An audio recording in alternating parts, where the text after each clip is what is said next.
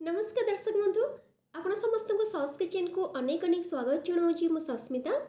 चलतु आज प्रस्तुत करनवा मसला दिया पणस मंजीर रेसिपी। यही मसला दिया पणस मंजी को बनवा प्रथम मार्केट रू किसी पणस परचेज करी जहाँ को आप देखिपे पणसर यही धला बा व्हाइट कलर प्लास्टिक चोपा को आपण मैंने एमती छड़ेदेवे देखिए बहुत भल भाव छाड़ीज आपड़ी छड़े सारापर ता भितर आप देखिए यही भली भाव ଆପଣ ପରିଷ୍କାର ଭାବରେ ମଞ୍ଜି ଏମିତି ବାହାରୁଛି ଯାହାକୁ ଆପଣମାନେ ଟିକେ ଗୋଟେ ଥର ଦୁଇ ଥର ଏମିତି ୱାଶ୍ କରିଦେବେ। ୱାଶ୍ କରିସାରିଲା ପରେ ଭଲ ଭାବରେ ଏହାକୁ ଦୁଇ ଫାଳ କରିକି ଏମିତି କାଟିଦେବେ। ଏହାକୁ ସାଇଡ଼ରେ ରଖିବେ। ଏବେ ଗୋଟେ ପାତ୍ରରେ ଆପଣ ପାଣି କିଛି ଗରମ କରନ୍ତୁ। ହାଫ୍ ଗ୍ଲାସ୍ ବା ଗୋଟେ ଗ୍ଲାସ୍ ପାଣି ଆପଣ ଗରମ କରିବେ। ପାଣି ଭଲ ଭାବରେ ଫୁଟି ଆସିଲା ପରେ ଆପଣମାନେ କାଟି ରଖିଥିବା ପଣସକୁ ଏଇଭଳି ଭାବରେ ଏଥିରେ ପକାଇବେ। ମନେ ରଖନ୍ତୁ ପଣସକୁ ବେଶୀ ଛୋଟ ଛୋଟ କରି କାଟିବେନି, ମାତ୍ର ଗୋଟେ ପଣସକୁ ମଝିରୁ ଏମିତି ଦୁଇ ଫାଳ କରିବେ। ସ୍କ୍ରିନ୍ରେ ଦେଖିପାରୁଥିବେ ମୁଁ କିଭଳି ଭାବରେ କାଟିଛି। ଏଇଭଳି ଭାବରେ ଦୁଇ ଫାଳ କରିକି ଆପଣ काटिकी गरम पानी रे पकईदेवे। फ्लेवर पाई आपण लुण आड करें बा लुण को न पकईले भी चलो, ऑप्शनल अच्छी। यह आप कवर करके 5 ରୁ 6 मिनट पर्यंत एमती आप सीझापी छाड़ीदेवे। 6 मिनट पर कवर खोलिकी आपको देखा देखिपे पणस मंजी किभली भाव में सीझी। यह आप चेक करेंगे गोटे छुरी साहाଯ୍य बा गोटे हाथ में आपमती चिपे देखिए पणस मंजी बहुत भल भाव में एमती सीझी आसो। तो यह आम बर्तमान पानी सब तार छाणिकी अलग करदे।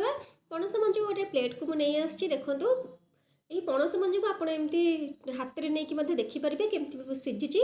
बेसी सीझेबेनी, नॉर्मल आप सीझेबे 4 ରୁ 5 मिनट पर्यंत। एठारे मसला दिया जेहेतु भजा करवा से सोरिष सुखिला लंका 2टा 5टी रसुण कोला को नहीं आपने सुखिला लंका जगह कंचा लंका 2 ରୁ 3टी व्यवहार करें।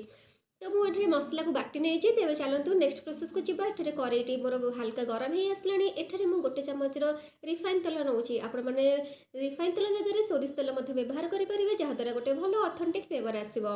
एठारे मु गोटे पियाज को लंबा लंबा आकार काटी देछि और पियाज को एभली भाव में मु लो टू मीडियम फ्लेम रे एमती मु गोल्डन कलर आसला पर्यंत एमती भाजी नेबी।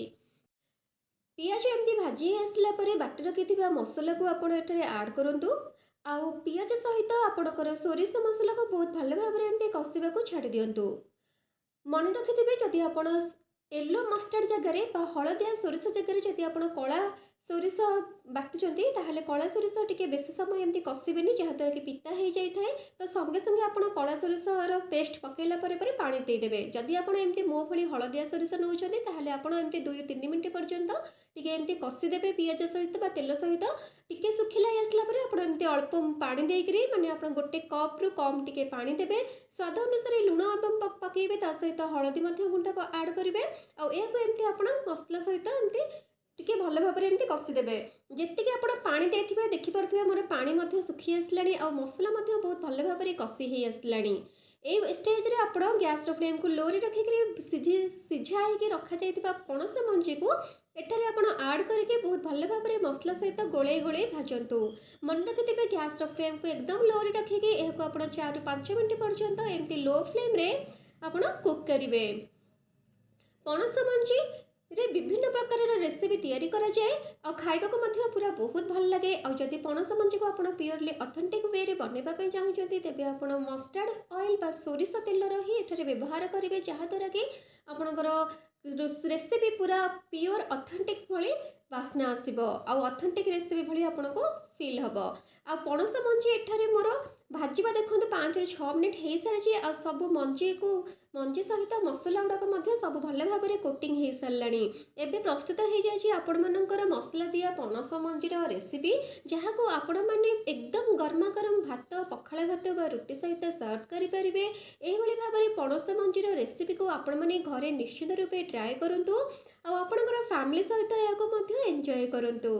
जदि आपको मार्केट रे यही सीजन रे पणस मंजी अवेलेबल होउछि तेबे निश्चित रूपे आपण पणस मंजी को निश्चित रूपे किणतु। आउ मार्केट रू आनिकरी आपण निश्चित रूपे घरे यही भली भाव में आपण ट्राए करूँ और आपणकर एक्सपीरियंस मो सहित शेयर करूँ।